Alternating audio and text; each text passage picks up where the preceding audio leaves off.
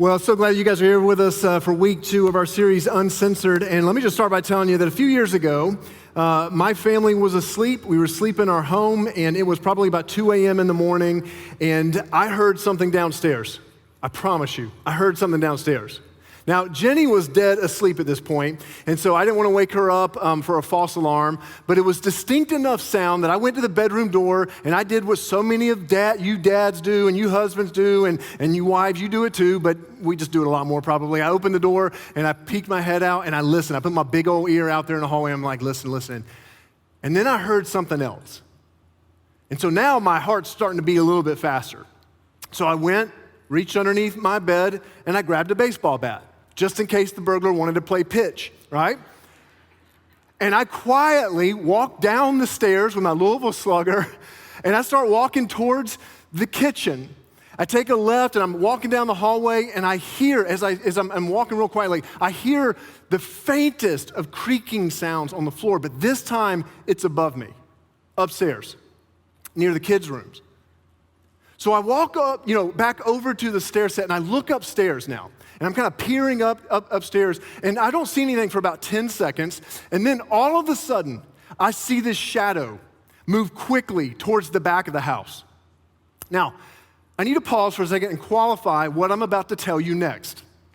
I've got several friends who are in law enforcement, and I'm the guy who always bugs them. I'm the annoying friend who's always like, hey, can I ride along with you? How does your gun work? Can I shoot it? I mean, I'm the guy who's always asking them about their job. And one of them, one time I was in a conversation with them, and they told me that, one of the things that they did is when they were engaging a potential perpetrator was that they would use the strongest, most aggressive, curse word-filled language that they could think of in order to assert their dominance in a situation. So I say all of that to tell you that standing at the bottom of those steps, my training kicked into gear. And I ran up those steps, letting loose the most creative combination of the worst words you will ever hear a pastor say. And no, I'm not going to tell you what I said, because this whole gathering would be blocked on YouTube if I did that. And as I walked up those stairs yelling these words, I see this shadowy figure who is the object of my yelling, and Jenny simply says, "Why are you screaming these things at me?" So apparently, while I was downstairs, and my heart rate was up and I wasn't thinking real clearly, Jenny decided to get up and to go check things out herself, and she was the brunt of all of my high stakes, perpetrator, I'm gonna attack you with my verbal insults right now. She was the object of it. And here's the principle though. Here's the principle. My guess is this is what was happening in that moment. You've probably experienced this at some point. You've had a moment where you experienced this as well. And the point is this. There's a principle at play here. The higher the stakes, the less censored you tend to be. When you go into a moment, when you go into a situation and it's high stakes, the less censored you tend to be. Why? Because when the stakes are high, you don't have time to worry about how you're saying things. You need to get critical information across in the most effective and the most efficient way possible. Now, here's what's really interesting to me. If you're newer to reading the Bible, or maybe you're just starting to explore who Jesus is, it may come as a surprise to you, I don't know, but it may come as a surprise to you just how uncensored Jesus tends to be. You get this sense really quickly. Whenever you begin to read the New Testament, you get this sense quickly as you read the words of Jesus that he believes that there is something at stake in this life. And he doesn't mince words. And Jesus actually tells us why this is. I love the way that the Message translation puts Matthew chapter 5, verse 48. It says this. This is what Jesus is speaking here. He says this. In a word, what I'm saying is this. Grow up. You are kingdom subjects. Now live like it. Live out your God-created identity. Live generously and graciously towards others the way God lives towards you. What I love about this statement that Jesus makes is that I feel like this is Jesus telling us what's at stake. What's at stake is us going through life having wasted life. Going through life having never experienced our God-created identity. That's what's at stake. What's at stake is trying to gain the world while losing our souls. What's at stake is that we never truly grow up. We live small, self-centered lives, having placed ourselves at the center of the story at the expense of others around us. It's Jesus' way of saying that, man, you have so much more potential than you even realize. You have much more to live for than just settling for a small life built around you. So in this series that we started last week, Uncensored, we're just looking at some of the most, some of those uncensored statements of Jesus. Some of the more challenging, even I would say objectionable statements that Jesus made that are a little bit disruptive to our lives, and yet they lead us into the best kind of life. And in particular, we're looking at statements that Jesus made while he gave the longest speech that we have actually recorded for us that Jesus made. It's called the Sermon on the Mount. It's found in Matthew chapter 5, 6, and 7, and it is just full of these uncensored statements that Jesus made that are so challenging and yet so life-giving. Actually, last week it was real fun. We invited you to take us up on a challenge, and it was a real simple challenge, which was to just read the Sermon on the Mount each day for the month of April. So just kind of finish out the month reading the Sermon on the Mount each day. And I know a lot of you have actually been doing that because I've seen, some of the responses, some of the things that you guys have been saying on our social media platforms. We've gotten emails this week about the things that you've been seeing in the Sermon on the Mount. And if you haven't joined that yet, if you haven't jumped in, man, I would just strongly encourage you jump in and just read Matthew chapter 5, 6, and 7 each day for the rest of the month. It is 111 verses long. It's really, really simple. And so this week, I've been doing that. I've been reading the Sermon on the Mount every day. And as I've been reading it each day this week, I've been struck by a few things personally. I've been struck by how often Jesus invites us to do things that feel so counterintuitive. At one point in the Sermon on the Mount, one of the things that struck me this week is he says, love your enemies and pray for those who persecute you. If you love only those who love you, what reward is there for that? They're like, that's easy. Everybody does that. Everyone loves the people who love them. That's not the invitation I'm asking of you. What I'm saying is, I want you to love people who have nothing in common with you. Because I'm sitting there when I read that, I'm like, I thought I was supposed to cancel my enemies. I thought I was supposed to pray that they get sick. I thought I was supposed to distance myself from them. Jesus is like, no, engage them, love them. Even the people who don't agree with you, even the people who don't believe like you do, even the people who don't share your political convictions, that don't share your religious convictions, everyone, love them. And you just get this sense as you read that when everyone else around you, this is what happens, I think, when you read the Sermon on the Mount. It's almost like Jesus saying, when everyone else around you is moving in a particular direction, the way of Jesus may move you in the opposite direction. See, this is real important as we're about to jump into some of these words, these uncensored words that Jesus uses in the Sermon on the Mount that he gives us. It's real important to know that the Sermon on the Mount, man, it is not a list of new rules for how to be good people. It's not a new set of rules. Jesus did not come to make nice people. That's not why he came. That's not why he lived and died and rose again, just to make us nicer. Jesus came to make dead people alive again. He came to grow us up into the people that he created us to be, reconciled to God by grace and thriving under his rule.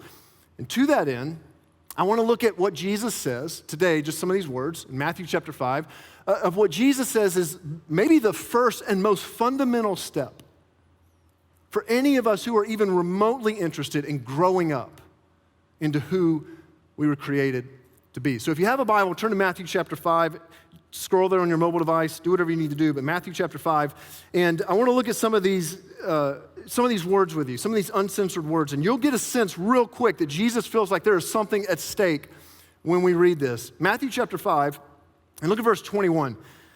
Jesus says this, he says, you have heard that our ancestors were told, you must not murder, and if you commit murder, you're subject to judgment. But I say, Jesus is like, I'm about to take this further, ready? I say, if you're even angry with someone, you're subject to judgment. And if you call someone an idiot, you are in danger of being brought before the court. And if you curse someone, you are in danger of the fires of hell. Now, I don't know if you've ever read some of Jesus' words before and had this immediate reaction where it's like, dude, what got you so cranked up this morning? Like, what happened to your Wheaties, man? Like, what is going on here? But Jesus is fired up. He's cranked up about this. Again, the stakes are really high. And this is one of those passages where it's just Jesus is not pulling any punches. Because he has a crowd of people around him in this, this moment when his original audience, this crowd of people who would have all known the 10 Commandments.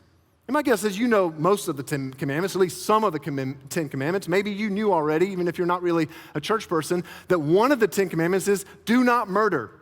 And everyone would have known that that was one of the 10 Commandments, you shall not murder. And Jesus, though, says, I'm about to take this way, way, way deeper than that. See, Jesus seems really interested in not just in having us get our acts together, the behavior, but in realigning our motivations, our intentions, our desires.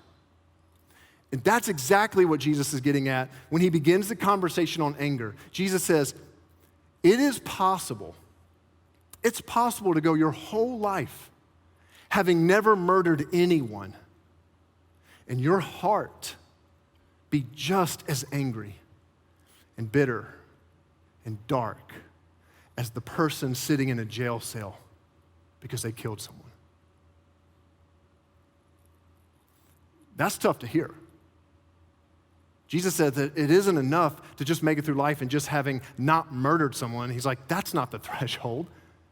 What Jesus wants to do is he wants to change our hearts so that we don't even think about harming anyone, that we actively love people, even the ones who have offended us. So let's just talk for a second about what anger is and what Jesus is talking about when he addresses anger. I don't know if you've ever thought about what anger is and kind of the definition, but maybe at the most fundamental level, anger is, it's an emotion. We all know that, right? Anger is just an emotion that we feel when we don't get what we want. That's kind of the fundamental basis of when the emotion of anger tends to rise up in us. We want a parking spot, and we don't get it. Anger. We want attention, and we don't get it. Anger. We want the promotion. We don't get it. We want respect. We don't get it. We want the Cowboys to be in the Super Bowl. We'll never get that. Anger, you feel it?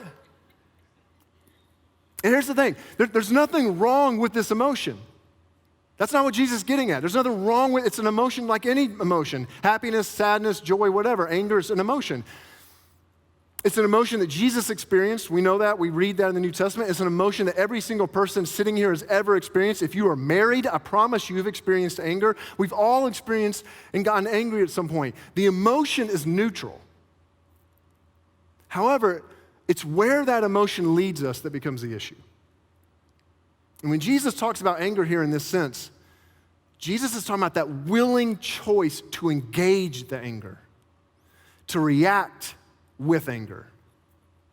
In fact, the word that Jesus uses here when he says, if you're even angry with someone, that it's translated as anger. The word that's translated as anger, it carries with it the idea of to team with something, like T-E-E-M, not T-A-A-M, to team, right? Like something's brewing inside of you. In other words, to swell or to be filled up with it. So I have this bucket that's teeming over here. It's filled up to the brim. And see, the anger that Jesus is talking about here is this kind of anger that we hold on to. We're not going to let it go. As heavy, as burdensome as it might be, as much as it might get in the way of certain relationships at times, doesn't matter. We're holding on to this. And it swells up in us, and it sloshes around inside of us. It's the kind that we keep carrying around. Have you ever heard someone, when describing their anger, use the phrase, man, I just feel like I'm going to explode? I feel like I'm boiling inside, like I'm going to boil over. That's anger that is right at the surface. It's teeming and that's swelling. See, Jesus is addressing anger that reacts with the intention to hurt. Anger that you won't let go of. It's like, I'm holding on to this bucket. I don't care how heavy it is. Anger that refuses to forget. Anger that can be easily accessed. Why? Because it's always at the surface. And guys, some of us, we are carrying around buckets full of this stuff. And if we refuse to set down our bucket, it will just be a matter of time before your anger spills out and leaks onto other people. It won't take much, just a bump, just a word, just your kids not cleaning up, just your husband late again. Like, none of these things are good, but it shouldn't, it doesn't take much, and you're spilling the anger on everyone now. And come on, you know how this feels to be on the other side of it, because some of you grew up in homes where you had a dad who you never knew what was going to spill out when he got home.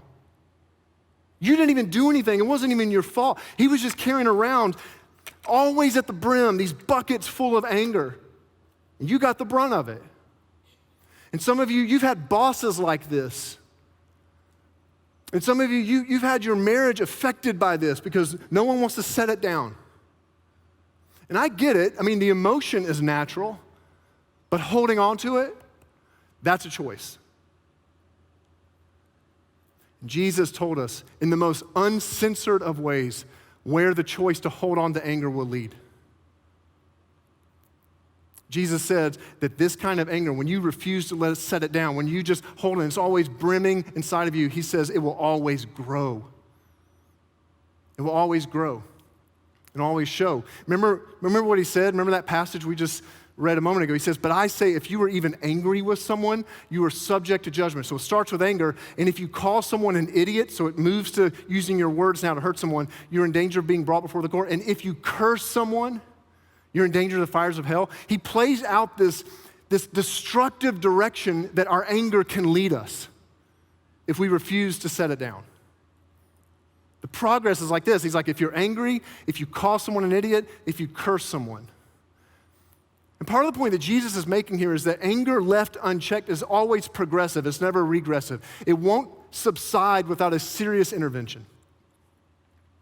And the way that anger will most visibly show itself, the way that it tends to spill out the most, is in our words. It's how we speak to others, or sometimes how we choose not to speak to others.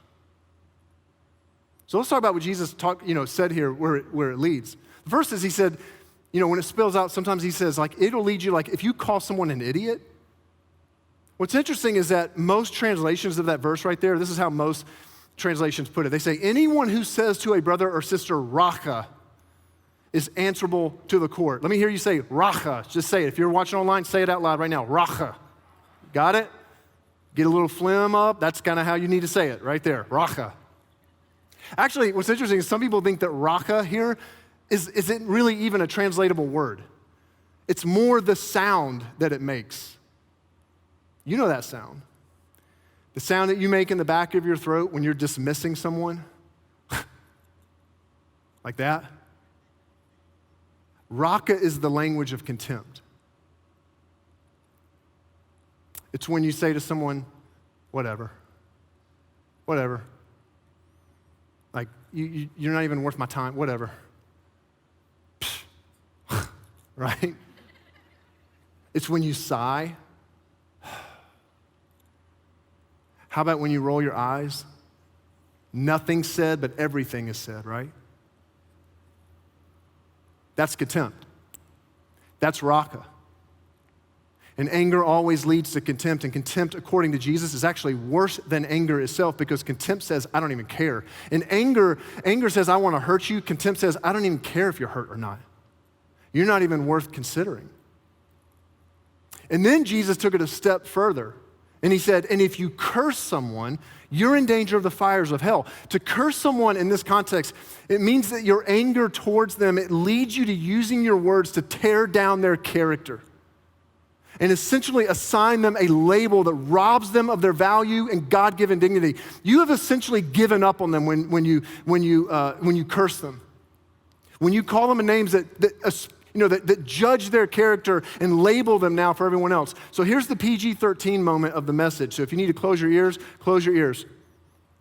But if you've ever called someone a whore, a slut, if you've ever called someone a liar, you've labeled them lazy, a drunk, a loser, what you've done is you've cursed them. You've taken their name and their reputation from them, and you've branded them as something else. Guys, I'll just tell you something I'm very concerned about right now.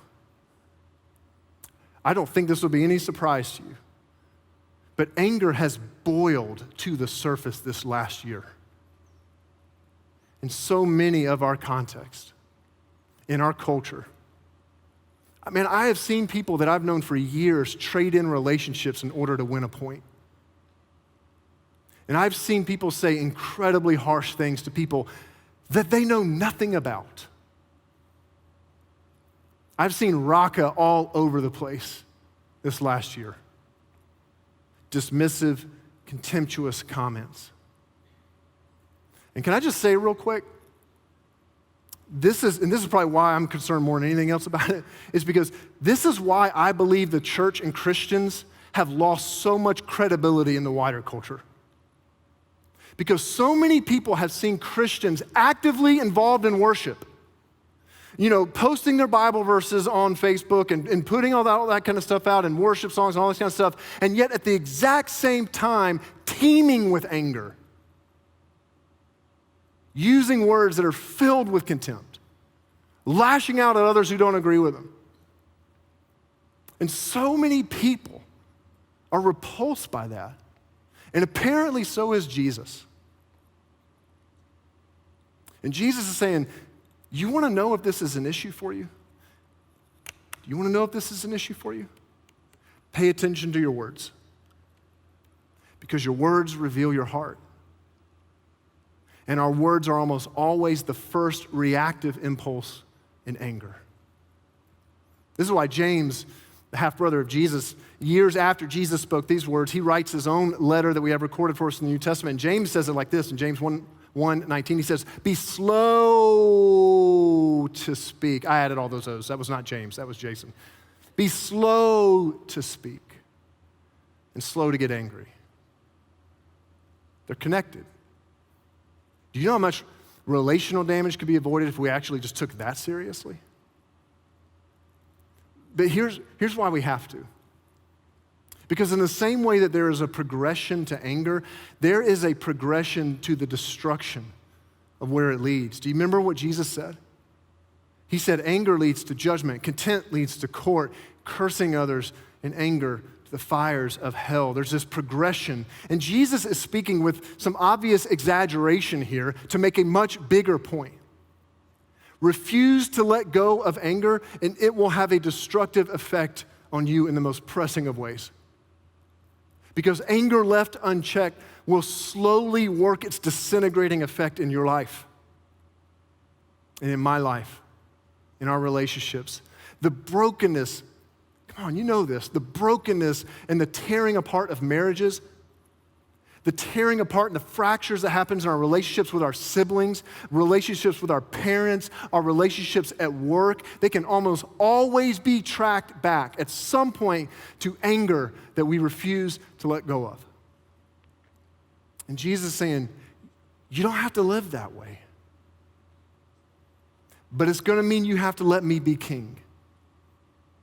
And you're going to have to follow my direction. Well, what's your direction, Jesus? Well, here it is. He says it very next verse. He says, so if you're presenting a sacrifice at the altar in the temple and you suddenly remember that someone has something against you, leave your sacrifice there at the altar, go and be reconciled to that person, then come and offer your sacrifice to God. See, the image that Jesus is painting for these first listeners, they were in Galilee. Galilee was about 3 days away from Jerusalem, where you would go and you make your sacrifice at the temple. And so Jesus is talking to these people, and he's saying, look, let me just paint a picture for you of how important this is. Because they would travel to the temple in Jerusalem. They would travel the 3 days to get there to offer their sacrifice. And he's saying, imagine that you're there. You've walked the 3 days. You've purchased your sacrifice. You're walking in now to worship God and to lay your sacrifice before him. And right before, you stood in line to get there. And right before, you are suddenly struck with a reminder that anger has come between you and someone else. Jesus says, then leave the worship service and go do your part to release that anger and make things right. Guys, I just want you to grasp how remarkable of a statement this is that Jesus makes. Jesus is saying that reconciliation takes precedence over worship. That laying aside your anger is as important as any act of worship. In fact, it is the way you worship. And this is why just a few years later, the Apostle Paul picked up on this idea as he's writing to some of the very first Christians who are trying to follow Jesus, their new king in this way. And he says, but now, this is in Colossians 3:8, but now is the time to get rid of anger. Guys, some of us, we are spending so much time and energy and creativity of keeping our anger going, because we keep rehearsing in our minds why we're justified to hold on to the bucket, why we deserve to hold on to it. The only way for that anger to keep growing in us is for us to keep telling and then retelling the story in our heads of how we've been wronged, and so that we are justified in holding on to all this anger. And you know why this is so challenging? Because it's going to mean that you will have to surrender the right to win. When you lay aside your anger, you surrender the right to win. And there's nothing quite as painful and humbling as that. But guys, what's the alternative? We just keep carrying the weight of it everywhere we go, teeming, filled to the brim with it, not knowing when it might spill out on the people who actually did nothing wrong. They just happened to get the spillage that day. Now is the time to get rid of anger, to be reconciled. How? Here's what you do. You reach out to the person that anger has come between you and them, and you say one simple thing. See, reconciliation starts here. I'm sorry for the part I've played in keeping this going. Start there. I'm sorry for the part I've played in keeping this going. And I already know some of you got objections right now. I got it. Some of you in your head are sitting there going, yeah, but what if they don't want to talk? Or what if they don't accept my offer to reconcile? That's fine, guys. Reconciliation takes two people. I get that. Jesus understands that. They may not forgive you. They may scream at you. They may not want to be reconciled. They may not want to talk. Doesn't matter. Your job is to follow your king. And if they don't want to respond to your reaching out, all you say is, I'm always ready to talk when you're willing. And you leave it. You did your part. I'm always ready to talk when you're willing. And some of you are sitting there right now and you're like, yeah, that's awesome, Jason. But listen, the reason there's distance with that person, I know there's some distance right now and there's anger and all that, but the reason is because of them. It's everything they did. I was the innocent party in this. That might be true. That could certainly be right. 99% of the time, both people have a part to play. But let's just say you're in the 1% of times that you truly did nothing to bring about the event that created that distance. The part that you played that you're apologizing for is that you've held on to it.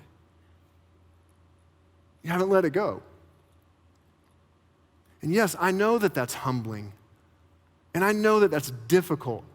What are we trying to do here, though? We're trying to grow up in Christ. And grown-ups do hard things because we are subjects of a new kingdom.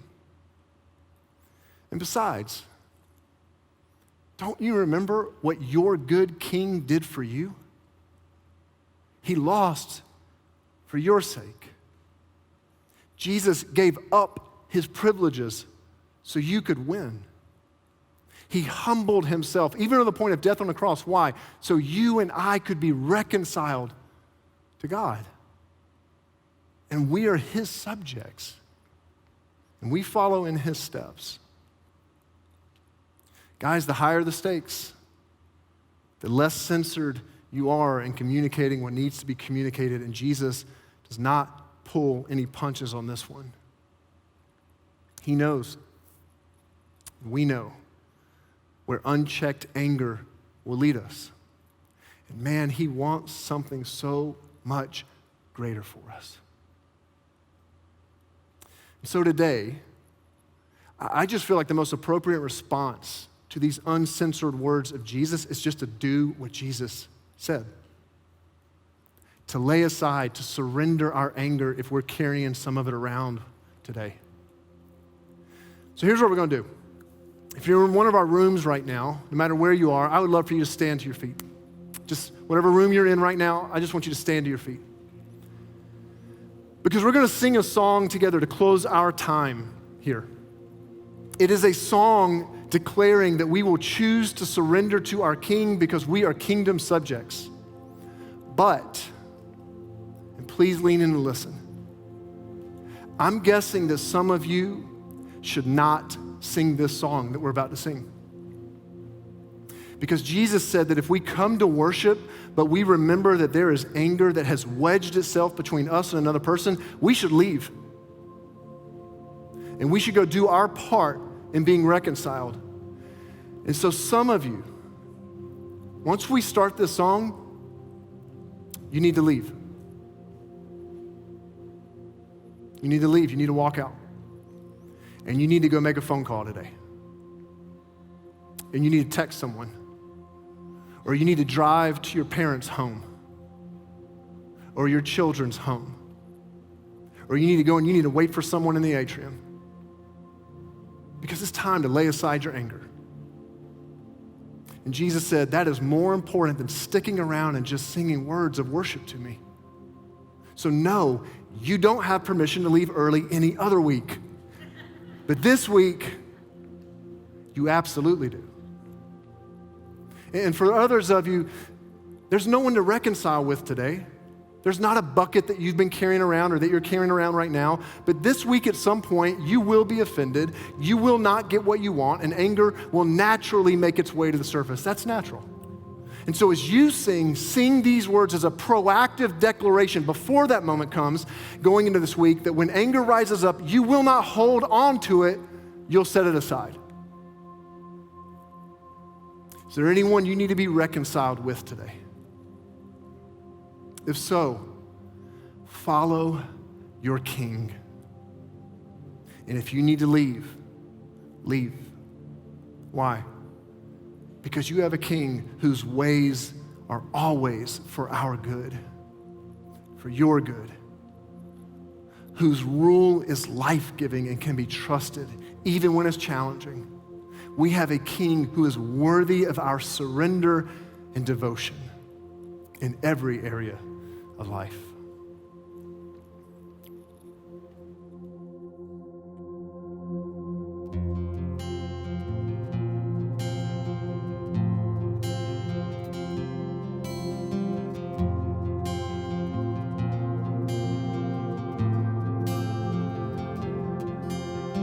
Oh, to Jesus I surrender. All to Him I freely give. I will ever love and trust Him in His presence daily live.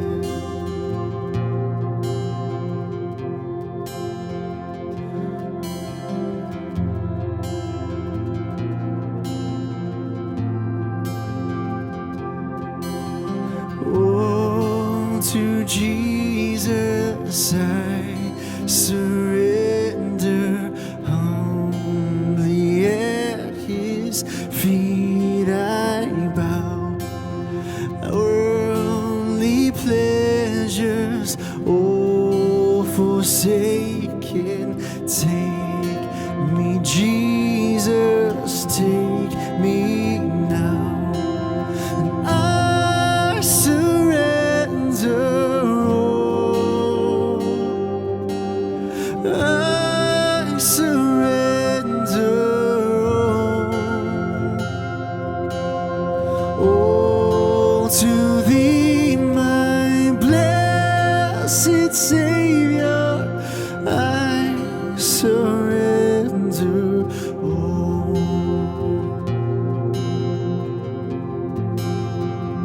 Surrender all.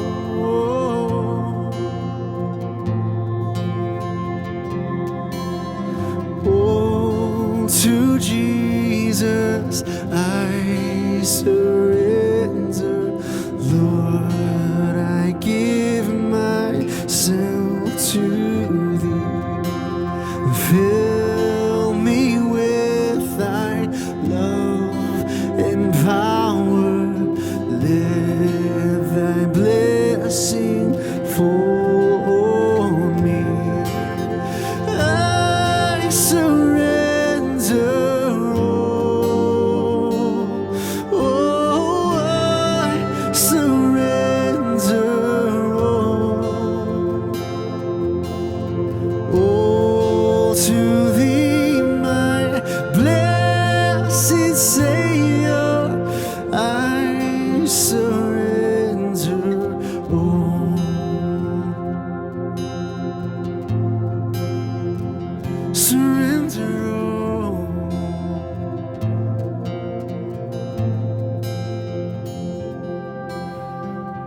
Christ is simply the most brilliant, humble, compassionate, fierce, wisest, most gentle, strongest man who has ever lived. And he is our Savior, our King. And he's for you. And he's worthy of being our King and having all of our trust. If you want to pray about anything today, and you're in one of our buildings, just go down to the front left of the room. We'd love to pray with you. And if you're online, just stick around in the chat if you'd like to pray with someone. So LCBC, may the Lord bless and protect you. And may the Lord smile on you and be gracious to you. And may the Lord show you his favor and give you his peace. Thank you so much for being here. We'll see you next week.